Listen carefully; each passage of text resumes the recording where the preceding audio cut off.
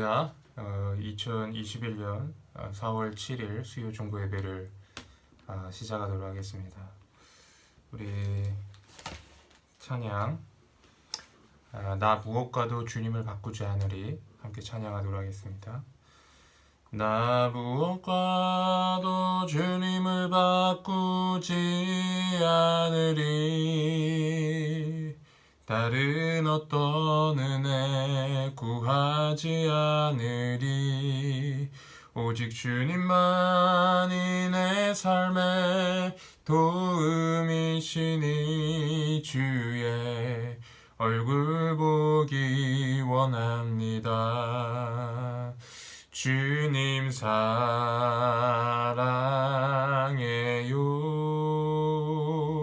온 마음과 정성 다해 하나님의 신실한 친구 되기 원합니다. 나 무엇과도 주님을 바꾸지 않으리 다른 어떤 은혜 구하지 않으리 오직 주님만이 내 삶의 도움이시니 주의 얼굴 보기 원합니다. 주님 사랑해요.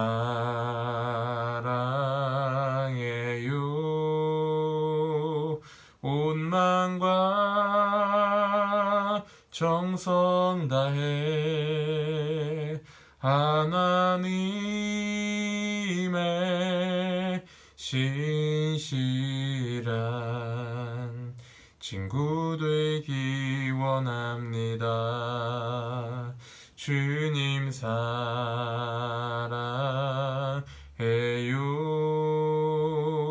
온 마음과 정성 다해 하나님의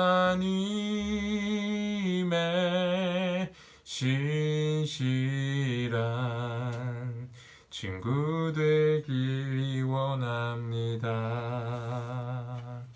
아멘. 우리 성경 말씀 보도록 하겠습니다. 우리 히브리서 4장 14절에서 16절입니다. 히브리서 4장 14절에서 16절입니다. 제가 봉독하도록 하겠습니다. 그러므로 우리에게 큰 대제사장이 계시니 승천하시니 곧 하나님의 아들 예수시라. 우리가 믿는 도리를 굳게 잡을지어다. 우리에게 있는 대제사장은 우리의 연약함을 동정하지 못하실 이가 아니요 모든 일에 우리와 똑같이 시험을 받으신 이로되 죄는 없으시니라. 그러므로 우리는 공혈하심을 받고 때를 따라 돕는 은혜를 얻기 위하여 은혜의 보좌 앞에 담대히 나갈 것이니라. 아멘.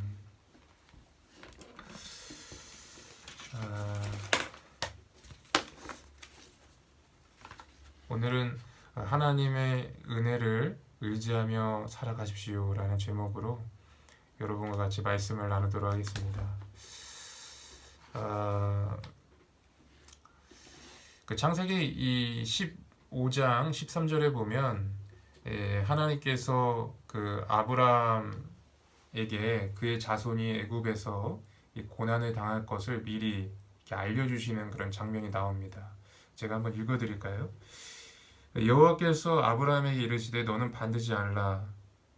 네 자손이 이방에서 객이 되어 그들을 섬기겠고 그들은 400년 동안 내 자손을 괴롭히리니. 이렇게 아브라함에게 미리 이렇게 예언합니다. 그리고 실제로 이 말씀이 이루어져서 이 요셉 때 그 요셉이 이제 애굽의 국무총리가 되고 또 야곱과 그의 야곱의 그 식구들이 약 70명 가량이 이제 애굽으로 내려가서 이제 고센 땅에 정착해서 이제 생활을 하게 되죠. 그리고 애굽에서 그 이스라엘 자손이 정말 말 그대로 생육하고 번성해서 큰 무리를 이루게 됩니다. 그렇다면 하나님께서는 왜 이렇게 굳이 이스라엘 자손을 애굽에 인도하시고 고난 당하시도록 허락하신 것일까? 성경에 보니까 이 요셉을 알지 못하는 그 새로운 왕이 애굽 왕이 일어나서 그 이스라엘 백성을 이제 박해했다고 핍박했다고 나오는데 왜 그러한 일을 허락하시고 고난을 허락하시는 것일까? 그 대답이 이 출애굽기 19장 4절에서 6절에 나와 있습니다. 제가 읽어드리도록 하겠습니다. 내가 애국 사람에게 어떻게 행하였음과 내가 어떻게 독수리 날개로 너희를 업어 내게로 인도하였음을 너희가 보았느니라. 세계가 다 내게 속하였나니 너희가 내 말을 잘 듣고 내 언약을 지키면 너희는 모든 민족 중에서 내 소유가 되겠고 너희가 내게 대하여 제사장 나라가 되며 거룩한 백성이 되리라. 너는 이 말을 이스라엘 자손에게 전할지어다. 이제 뭐라고 되어 있습니까? 하나님께서 이스라엘 백성들을 이 400년 동안 애굽의 종으로 고생하게 하신 것은 그들로 주님의 영광을 증거하고 드러내는 제사장 나라가 되게 하기 위해서 하나님께서 그렇게 고난을 허락하시고 택하신 것이라는 거예요. 여러분, 고난 가운데에서 하나님이 역사하실 때 정말로 하나님의 영광이 드러나는 것이죠. 우리가 어려운 상황 가운데서 하나님이 역사하시고 그의 능력으로 그의 백성들을 인도하는 모습을 볼 때 하나님께 그 고난을 통해서 하나님이 증거되어지고 주님의 영광이 드러나는 것이죠. 그리고 그 고난을 통해서 하나님의 능력을 경험하고 또 그것을 간증할 수 있는 그런 은혜가 우리 가운데 있다라는 것입니다. 그러므로 우리가 분명히 알아야 될 것은 하나님은 목적 없이 충동적으로 역사하시는 분이 아니라는 것입니다. 하나님은 구체적인 목적과 계획을 가지고 또 역사 속에서 역사하신다는 것을 우리가 분명히 알아야 한다는 거예요. 그래서 우리가 당하는 고난이 도무지 이해가 안 되고 정말로 왜 이런 일이 나냐고 이렇게 생각할 수 있을지 모르겠지만 하나님의 원대한 계획 가운데에서 우리가 그 고난을 이해할 때 분명히 하나님의 목적이 있는 거예요. 그 고난을 통해서 하나님이 드러내시고 자신의 역사를 드러내시고자 하는 하나님의 뜻이 있다라는 것입니다. 그러면 관건이 있습니다. 관건은 그러한 극심한 고난 속에서 어떻게 하나님의 목적과 계획을 인식할 수 있을까? 그것을 어떻게 우리가 알 수 있을까? 그것이 바로 관건이라는 거예요. 그것은 바로 주님의 은혜로만 가능하다는 것입니다. 주님의 은혜로만. 하나님의 은혜 안에서 하나님의 힘과 능력을 공급받을 때라만 고난 속에서 하나님의 목적을 발견하고 하나님의 뜻 가운데 거할 수가 있다는 것입니다. 오늘 본문 말씀인 히브리서의 배경은 네로 박해 시대 때입니다. 당시 수많은 그리스도인들이 예수님을 믿는다는 이유로 박해를 당했습니다. 때로는 화형에 처해지기도 하고 원형 경기장에서 수많은 사람들 앞에서 벌거벗김을 당하고 사자의 그런 먹이가 되기도 했어요. 그래서 그리스도인들 중에서는 당시에 그런 네로의 박해로 인해서 교회를 떠난 일이 자주 일어났습니다. 그리고 특히 그 유대인 출신 그리스도인들 같은 경우는 네로의 박해를 피해서 적절히 타협하는 그런 방법을 생각해냈는데 그것이 바로 유대교로 회귀하는 거였어요. 하나님을 믿으니까 예수님만 안 믿을 뿐이지 하나님을 믿으니까 기독교를 거부하고 유대교를 믿음으로써 마음의 위안을 삼는 것이죠. 그래서 이 히브리서가 쓰여지게 된 배경은 이렇게 유대인 출신 그리스도인들이 유대교를 회귀하는 것을 막기 위해서 저자가 그 유대교 그리스도인들을 설득하는 것입니다. 그래서 이러한 배경 가운데서 우리가 이 본문 말씀을 보게 되면 히브리서를 보게 되면 그 의미가 너무나도 분명해지죠. 오늘 함께 읽은 말씀의 그 요지가 무엇입니까? 그럼 그것은 뭐냐면 고난 앞에서 믿음을 지키려면 반드시 주님의 은혜가 필요하다는 거예요. 히브리서 4장 16절 제가 읽어드리겠습니다.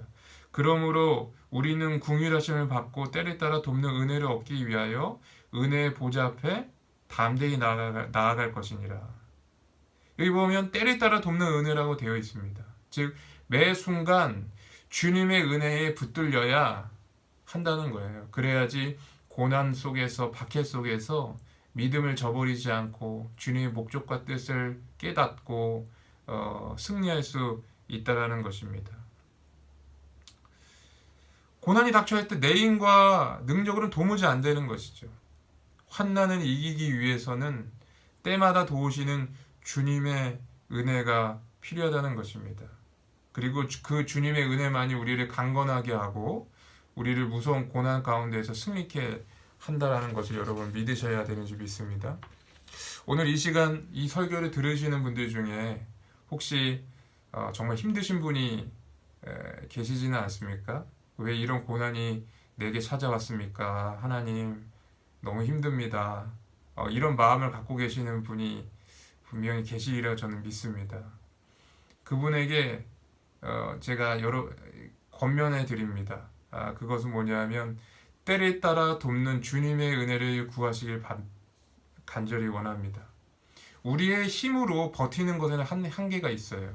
하지만 주님의 은혜가 우리 가운데 임하면 그 주님의 은혜의 능력이 우리를 새롭게 하고 우리를 정말 성령으로 충만하게 하고 우리에게 힘을 더하여 주셔서 어떠한 고난과 어려움도 이기게 하시는 줄 믿습니다. 그렇다면 여기서 중요한 게 있습니다. 그럼 그 은혜는 우리가 어떻게 받을 수 있을까요? 오늘 본문 말씀을 보니까 먼저 우리가 은혜의 보좌 앞에 담대히 나아가야 한다라고 기록하고 있습니다. 16절에 보니까 은혜를 얻기 위해서 은혜의 보좌 앞에 담대히 나아갈 것이니라. 자, 말씀에서 어디로 나아가야 된다고요? 은혜의 보좌 앞에 나아가야 된다라고 말씀하고 있습니다. 그렇다면 이 은혜의 보좌 앞에 나아간다는 것은 우리 가운데 어떤 교훈이 됩니까? 그것은 뭐냐면 우리가 정기적으로 주님께 나아가 기도하는 시간을 가져야 한다는 거예요. 기도의 시간을 확보해야 한다는 것입니다. 제가 자주 가는 곳이 갈멜산 기도원인데 갈멜산 기도원에 이렇게 그 정문으로 올라가다 보면 현수막이 걸려져 있어요. 기도의 시간을 확보하라. 그 다음에 기도의 지경을 넓혀라. 예.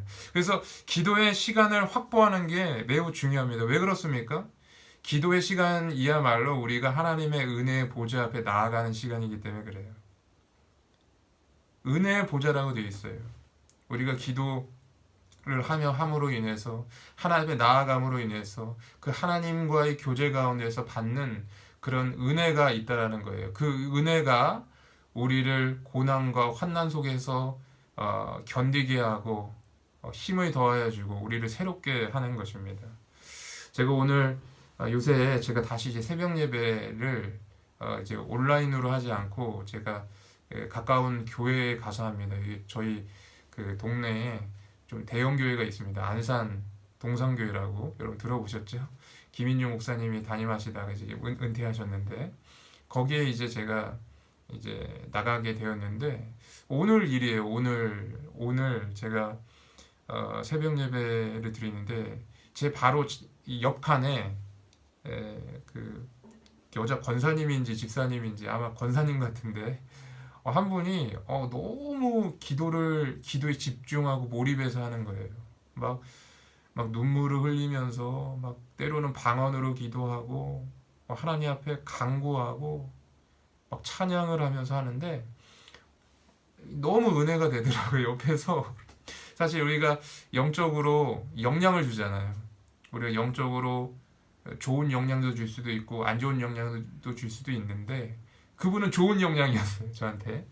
그래서 옆에서 기도하는데 너무 그게 은혜가 되니까 기도가 전염이 되더라고요. 그래서 저도 이제 기도를 이게 그동안 이제 비대면 예배만 드리다가 이제 현장에 가서 예배드리니까 너무 좋더라고요. 그런데 그분을 보면서 와, 정말 하나님이 깊이 만나주시는구나. 그게 이제 느껴질 정도였다는 거예요. 그리고 이제 여러 가지 상황을 보니까 인생의 위기를 만난 것 같아요. 그 위기 가운데에서 마치 그 하갈이 그 광야에서 이스마엘 혼자 붙들고 하나님께 부르짖었던 것처럼 그런 기도를 한다는 느낌이 좀 들더라고요. 그래서 하나님이 참 은혜를 주신다 이런 생각이 좀 들더라고요. 사랑하는 성도 여러분, 정해진 시간을 가지시기 바랍니다. 기도의 시간을 반드시 가지기 바랍니다. 기도하지 않는 사람은요, 자기 힘으로 사는 사람입니다. 기도하지 않아도 내가 뭐 잘 먹고 잘 살 거라고 생각하니까 그렇게 되는 거죠. 근데 기도하는 사람은요, 은혜로 사는 사람의 특징은 뭐냐면 기도하는 사람이에요. 왜냐?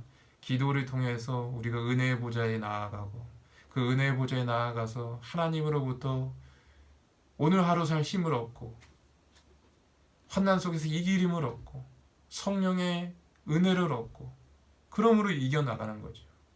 바라기는 여러분, 기도하는 사람 되기 간절히 바랍니다. 그때 주의 은혜의 보좌 가운데에서 크신 주님의 은혜가 여러분의 삶 가운데 스며드는 줄 믿습니다.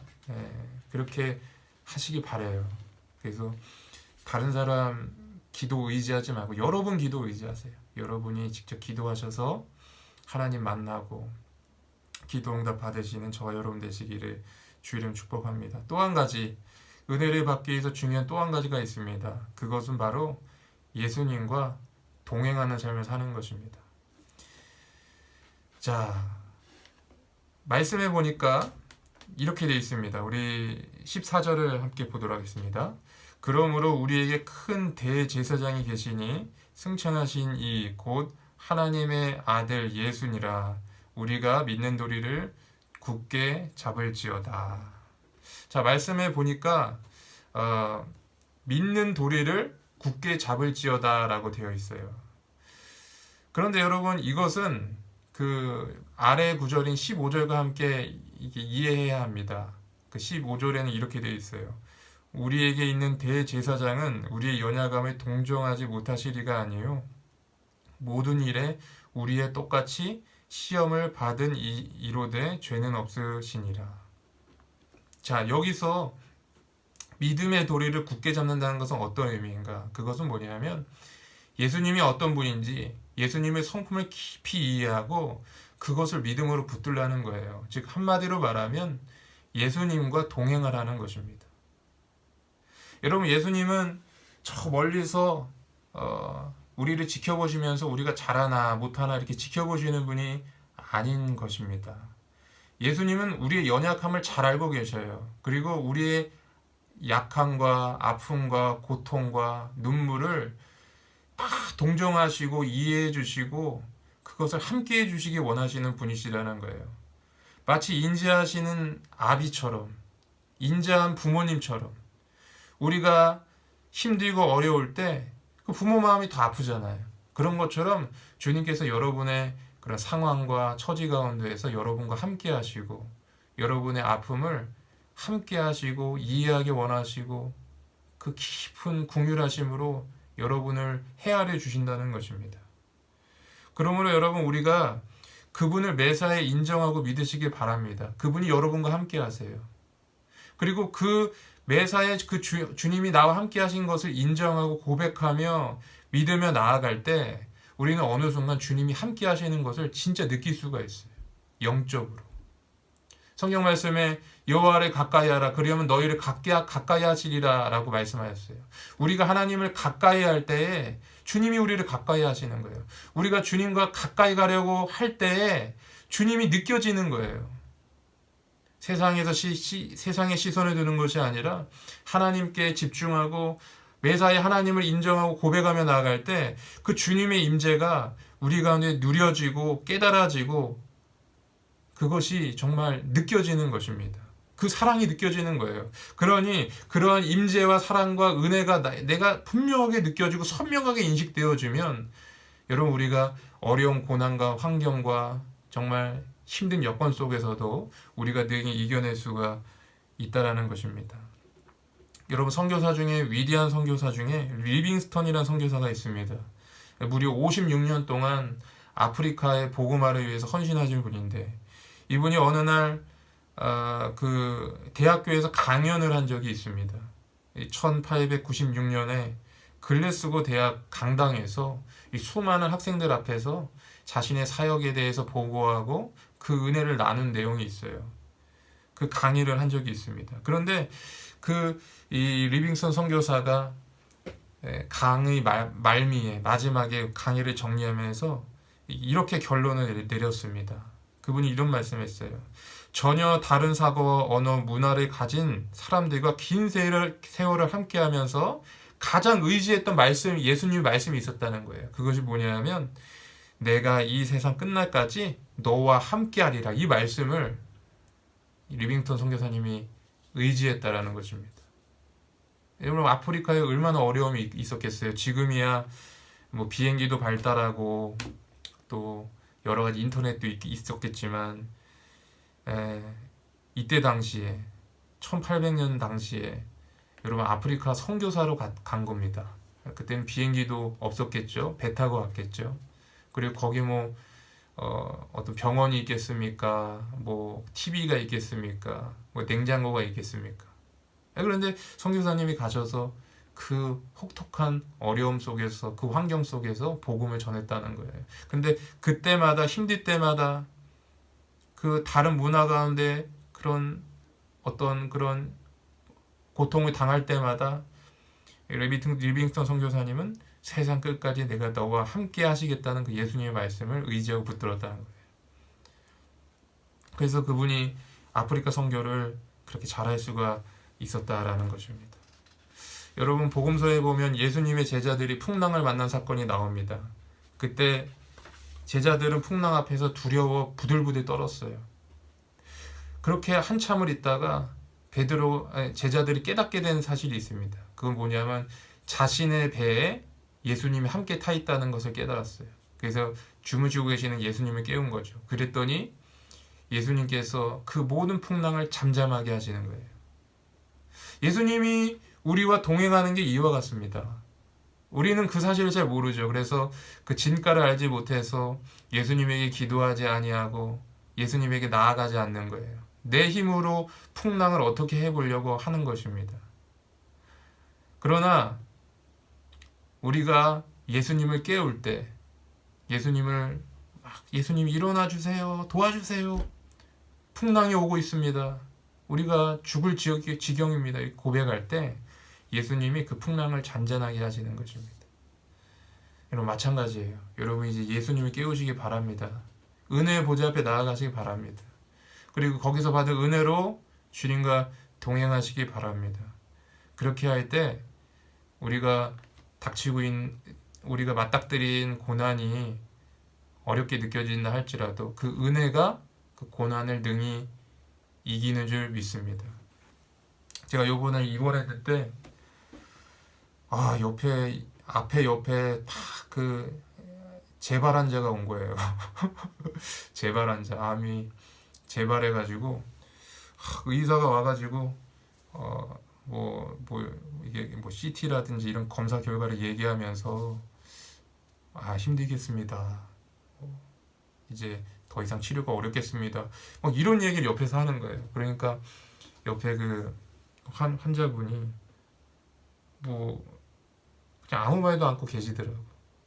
그래서 그 분위기가 전체 그랬어요, 제가. 그래서 그렇게 치료를 받다 보니까 제 스스로도 많이 다운이 되더라고요. 그리고 막 스트레스도 올라오고 막 그렇게 됐는데, 제가 이제 말씀을 묵상하면서 요새 많이 은혜라는 단어를 많이 생각하게 되는 것 같습니다. 이 은혜라는 거는 전적으로 100% 하나님을 의지하는 거잖아요. 그러니까 이 상황과 순간, 환경 속에서 우리가 이겨낼 힘은 하나님의 은혜밖에 없구나. 내가 할 수 있는 건 아무것도 없구나. 그걸 많이 깨닫게 되는 것 같습니다. 최근에 김영재 권사님도 마찬가지고 이일엽 장로님도 마찬가지고 또 방경자 전도사님도 이 폐에 또 많은 어려움이 있으신데 우리가 주의 은혜가 임해야 되는 줄 믿습니다. 그렇게 되면 하나님께서 우리를 도와주시는 거죠. 함께 해주시는 거죠. 그러면 그 모든 시험을 능히 감당하고 이겨내는 줄 믿습니다. 바라기는 그와 같은 저와 여러분 되시기를 주여 축복합니다. 기도하겠습니다. 하나님 감사합니다. 정말 우리가 우리 힘으로 무엇을 할 수 있겠습니까? 고난이 온 이유는 하나님의 능력을 보여주시기 위함인 줄 믿습니다. 우리로 하여금 제사장 나라 되게 하게 하려 하심을 믿습니다. 우리로 하여금 다른 사람의 간증만 듣는 것이 아니라 이제는 간증의 주인공이 되게 하려 주님께서 이런 어려움도 주시는 줄 믿습니다. 하나님 승리하게 하여 주시고 믿음으로 나아가게 해 주시고 특별히 기도함으로 주님을 붙들게 하여 주시고 그 보좌로부터 흘러나는 은혜로 말미암아 이 어려운 시험 능히 이겨낼 수 있도록 주여 역사하여 주시옵소서. 감사드리며 예수님의 이름으로 기도했습니다. 아멘.